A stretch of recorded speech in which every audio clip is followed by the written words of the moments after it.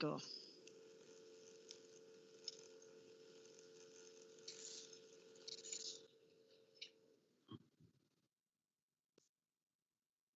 We're live, Chair. Thank you very much. Good morning, councillors, officers, members of the public and press. Welcome to this meeting of the Emergency Planning Joint Committee. This meeting is a remote meeting and it's being live streamed on the Hartlepool Borough Council website and recorded. Can I ask that unless you're invited to speak, could you please keep your microphones on mute? And if you wish to speak, use the raise hand function if it's available, or if not, if you put a message in the chat, I'll get to you as soon as I can. I'll now hand over to Jo Stubbs, Democratic Services team. Thank you very much, Chair. Welcome to Emergency Planning, everyone. We'll just start with a quick roll call. If members could confirm that they have all the paperwork for this meeting and they can see and hear everybody. I'll start with Councillor James. Yes, thank you, Jo. I have the papers and yes, I can see and hear. Thank you. Councillor Kelly? Councillor King, apologies, Councillor King. Sorry, yes, I have all the paperwork and can see and hear everybody. Thank you. Thank you. Councillor McCabe? Hello, Jo. Yes, I have all the paperwork and see and hear everything. Thank you. Thank you. And Councillor Smith? Yeah, I've got the papers and I can see and hear everybody. Thank you. Thank you. I believe we also have Councillor Tony Richardson from Hartlepool on the call. Yes, I've got everything, Jo. Thank you very much. I've got no apologies, so that's everything from me. Thanks very much, Chair. Thank you. We will go straight on to the agenda. We've got no apologies for absence. Do we have any declarations of interest from members, please? No, thank you. We've all received the minutes of the last meetings held on the 28th of November, which I believe have already been agreed.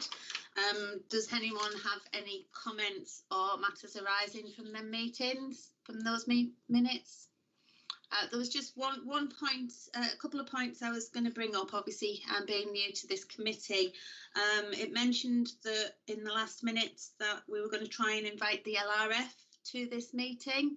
I believe that's rather difficult to get them pinned down, but I wondered if that was still ongoing.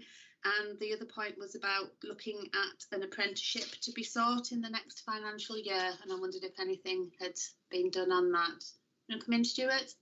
Yes, thank you, Councillor. In terms of the LRF, Steve Graham has submitted his apologies. There's been a transfer of chair from Denise McGuckin, Hartlepool Council, to Steve Graham. He did have this in his diary, but other things have come in.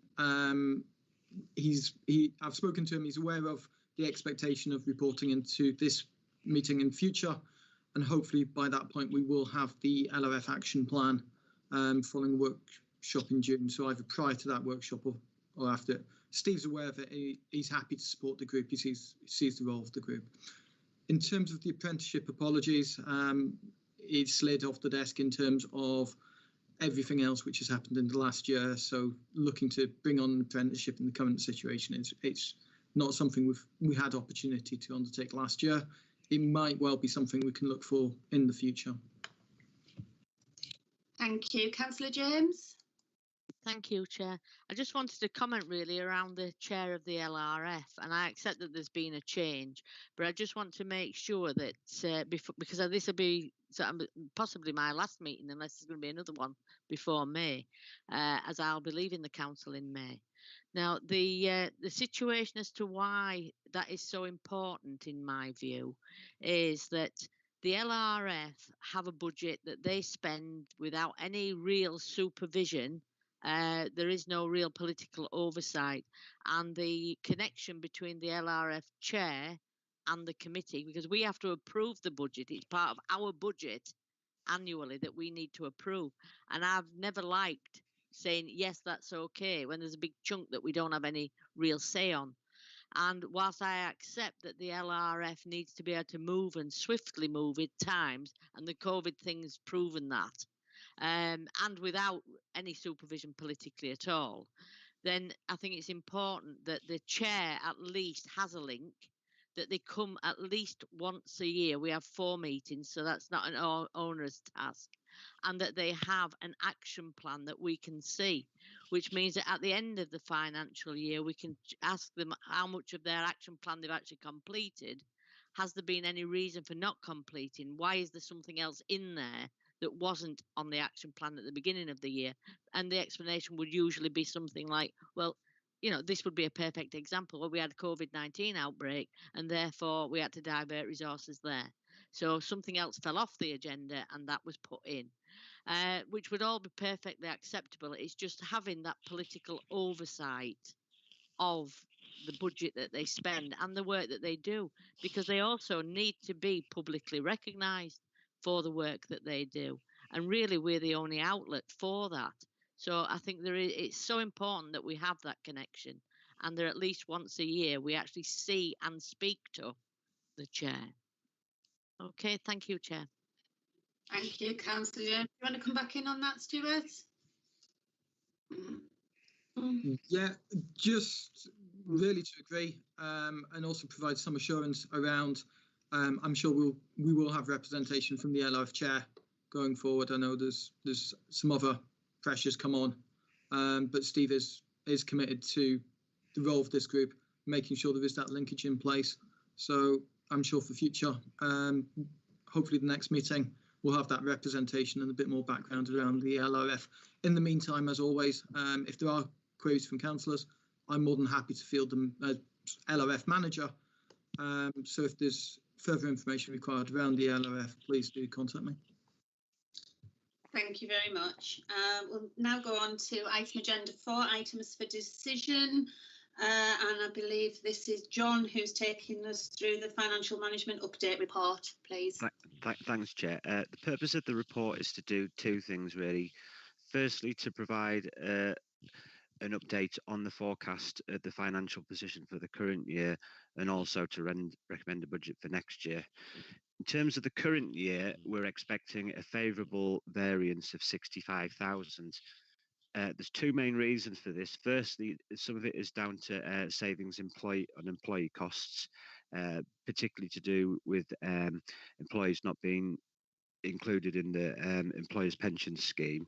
And the second reason is that there's been additional income into this budget as a result of chargeable time to the COVID activity that is funded from the COVID grant. So that has had a kind of favourable knock-on on this budget.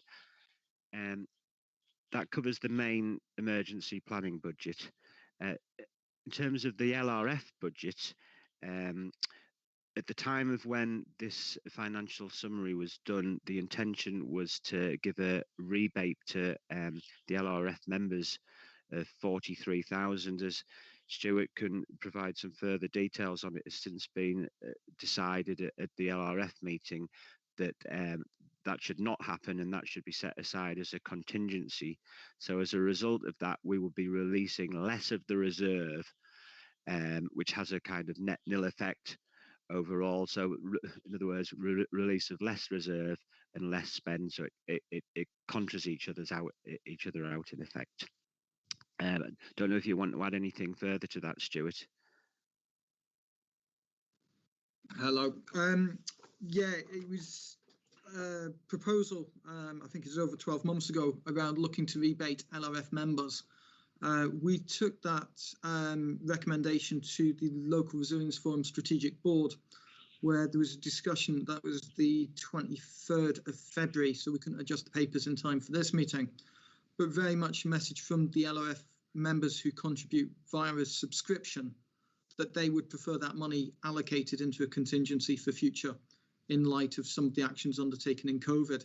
Having an ability to spend money for the collective good of Cleveland in response was seen as more beneficial than rebate, which once broken down to membership is a relatively small amount. So members from the strategic board wished that that sort of realignment or amended recommendation be made to this group around that money going into reserve pot as a contingency fund for future.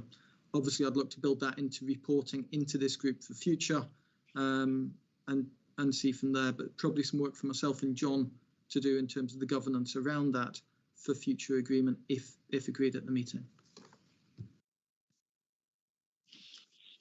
Thank you. John, is that your report finished? Do you want me to open up to questions, or have you got anything else? I was just going to go on to the next section. I don't know if Marjorie wants to make a point about this LRF thing before I move on to that. Councillor James, do you want to come in on that point? Yes, I did. And to be fair, it's around language, really. The LRF obviously don't absolutely have the last say on what happens with the budget. It's a member's decision, which is why it's in front of us. So I think that to say that it's been decided is not exactly accurate. Probably, yes, I apologise. Right. Probably So for it is. wording So I'm there. just saying it around language. We need to be very clear.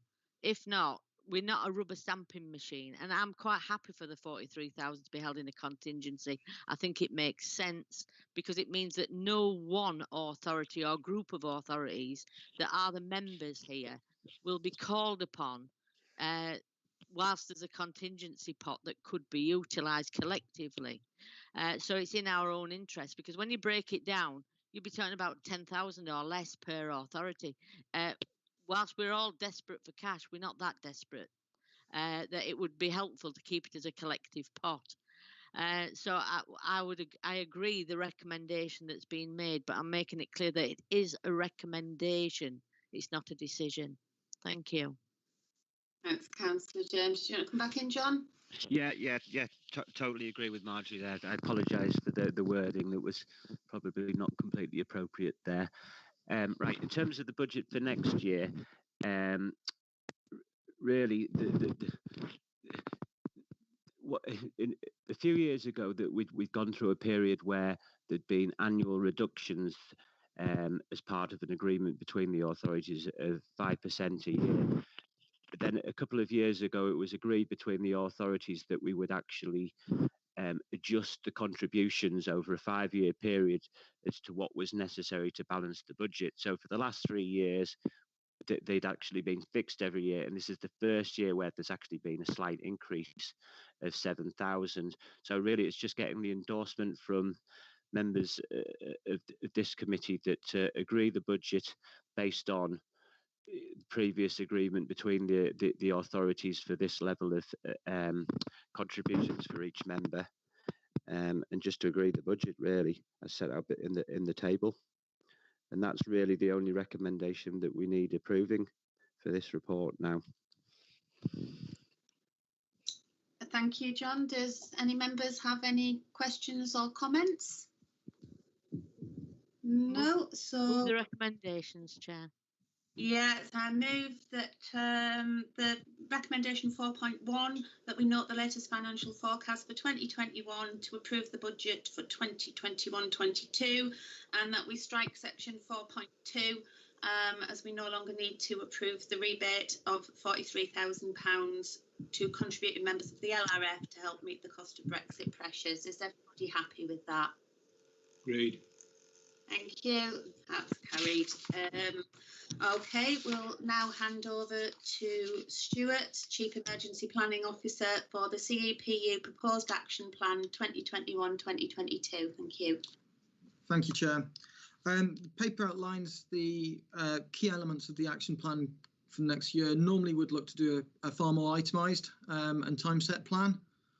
But given a number of the challenges of response to COVID and a number of other incidents, and we can anticipate that those will carry on for some time, what I've tried to do in the report is highlight the key areas of work and consideration, really to give members the assurance around what activities are being undertaken, the assurance that statutory activities required under various legislation, including legislation relating to the petrochemical industry and nuclear activities, will be carried out and maintained, and really provide a bit of an overview as to where we see the priorities, but also some of the changes which may be coming in year.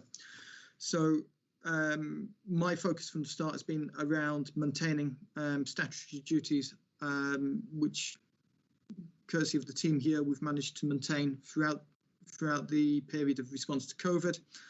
Obviously, COVID has been a major incident and has drawn a lot of resource, and we expect that to continue for some time.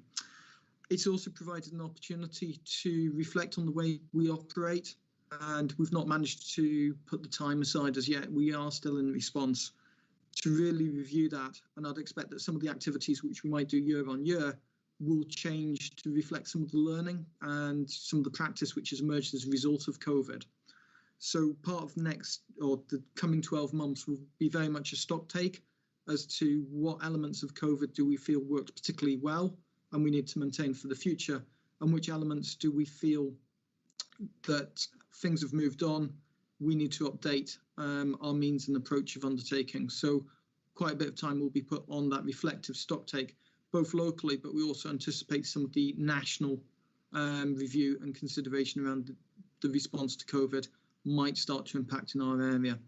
So in terms of the detail, that's contained within the appendix, where we go, there's a number of items identified. Really, what we're aiming to do is broad brush across the area, review where we stand, where there are statutory duties, such as those under the Civil Contingencies Act or the industry-related legislation, make sure that they're carried, and review what we do to make sure that we're in a strong position going forwards from this year. In terms of recommendations, there's 3 recommendations attached. First one recommended that members of the EPJC approve the CEPU action plan relating to actions undertaken on behalf of the local authorities. Second one, that members seek involvement and clarification on the action plan where appropriate. And the third one, that myself continue to develop the action plan and the standard reporting which we normally would associate with the plan. So throughout the meeting period, as members, you'll get an update as to how many of these actions are completed in period, any variation or deviation from the plan, and so have that oversight as to what activities we're undertaking. Thank you very much, Stuart. Do any members have any questions or comments? No? Can I ask that we approve the recommendations set out in section 12's part 1, 2 and 3? All agreed? Really? Lovely. Thank you. We'll now move on. I think it's Stuart again for the 4.2 CEPU Proposed Action Plan 2021-2022. Thank you. Apologies, Chair, that was an error in the printing. We now need to go on to report 5.1. Okay, thank you. And is that you again, Stuart? It is. 5.1. Thank you. So 5.1 is the standard activity report provided to members, really to provide information and assurance around what the unit does and what we've been doing in the last. Normally it would be a quarterly report. Because of the meetings being rescheduled due to COVID, we're now covering a period of approximately 12 months.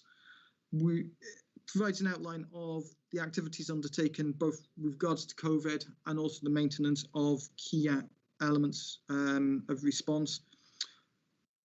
I think it's fair to say the last year has been an extremely challenging year from the resilience side. It started off with a cyber incident in Redcar, COVID, and then a range of incidents running simultaneously to the response to COVID. Throughout the year, I think it's worth noting the unit's operational support staff, the amount of dedication shown, flexibility. We've asked staff to undertake roles and functions way beyond what they would normally anticipate for a far longer period than they would normally anticipate to. Throughout, all staff have really come up to the mark and continue to do so. So all credit to those staff. From my side, early in the year, I had to suspend all non-essential, non-statutory duties. So in terms of last year's action plan, a number of the actions remain outstanding. Those which are relevant will be carried into the coming year's action plan. As I say, we're in a good position in terms of statutory duties, with one of the staff members having liaised with Health and Safety Executive and the Environment Agency to ensure that core duties continue to be provided to a satisfactory level.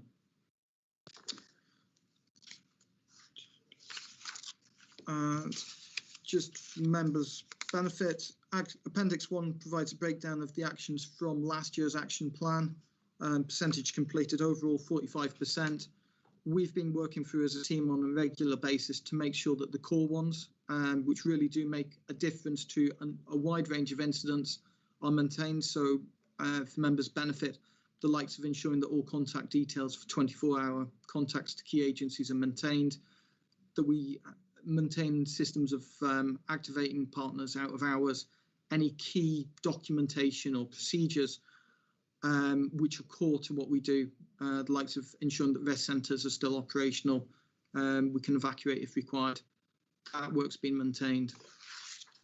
Appendix 2 provides an outline of some of the key activities continued through the year. So in addition to COVID, I think it's key that we recognise that other things happen alongside the wider response. We can't sort of turn our backs on every other incident and risk which may happen.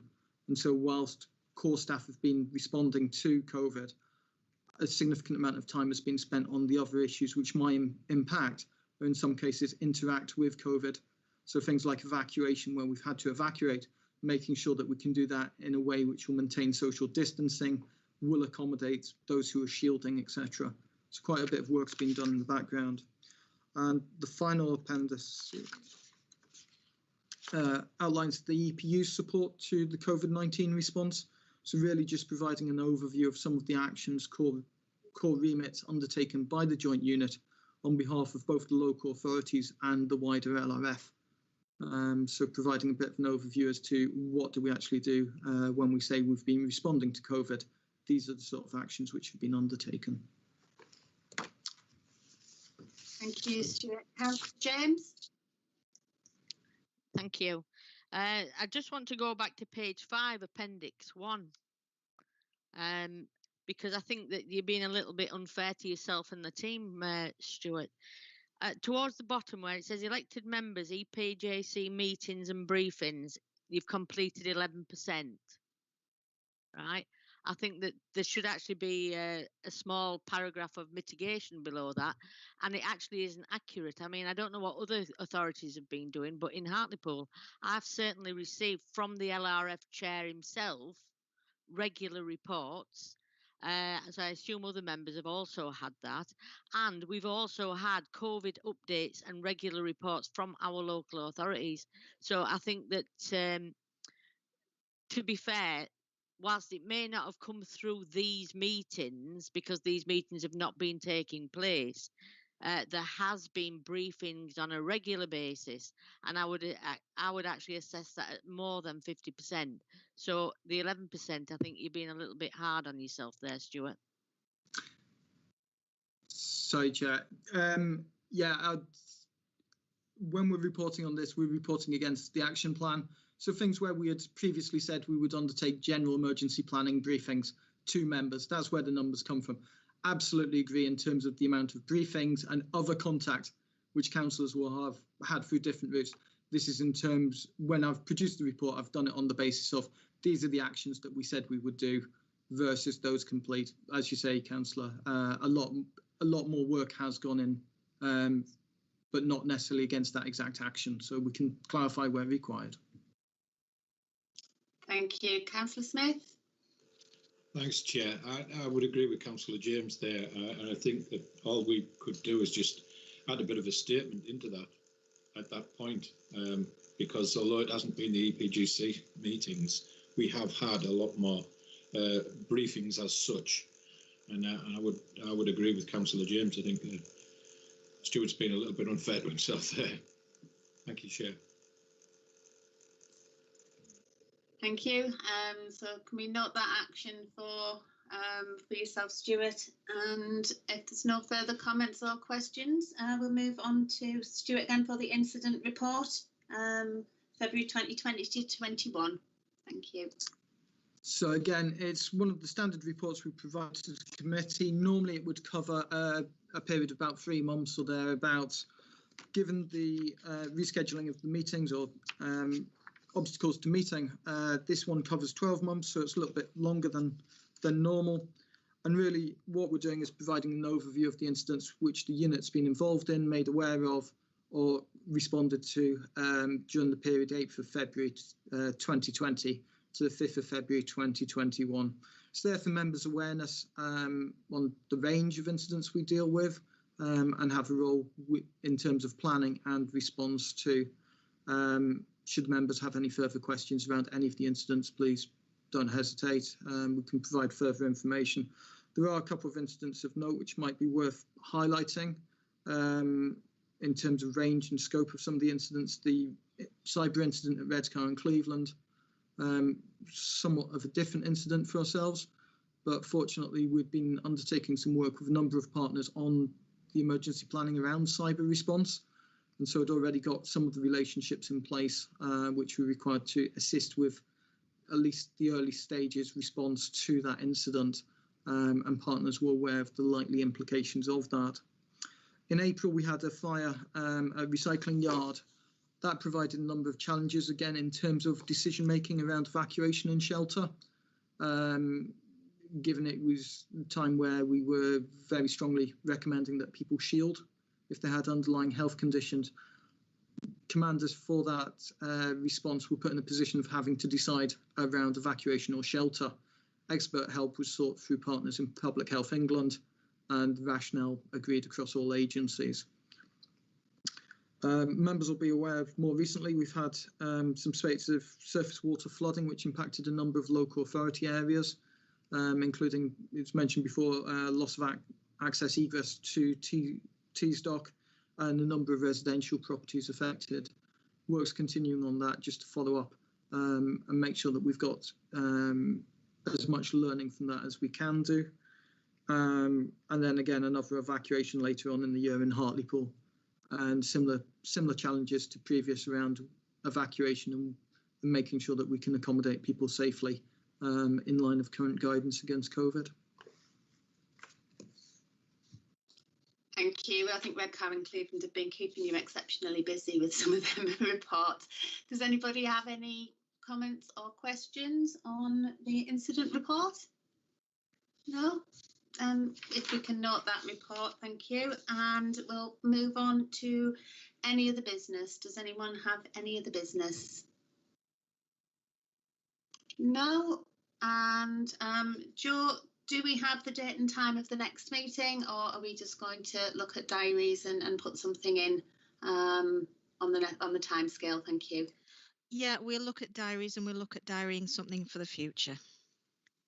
Can I just comment there, Chair? Because depending on when that meeting is, this will actually be my last meeting, or I'll have one more to go to. So it would be helpful if I could know that as soon as possible. Can we try and get one in for before Marjorie leaves? I think that's within timescale, isn't it? We're in March. No, it's May, isn't it? We might just be able to get one in. But from speaking to officers and everything, obviously this is my first meeting, and it may be your last, but I know you've been involved in this committee for a long time, so I'm sure I speak on behalf of all the people that have worked alongside you, and thank you for all your commitment to this over the years. Thank you, Chair. Yeah, Marjorie. Again, if we could just support that. Thank you very much for all your help and assistance, Marjorie. Thank you. Thank Likewise, you. And we'll Marjorie. be in touch with the next meeting. And as there's nothing else, I will now officially close the meeting and we'll end the live. Thank you.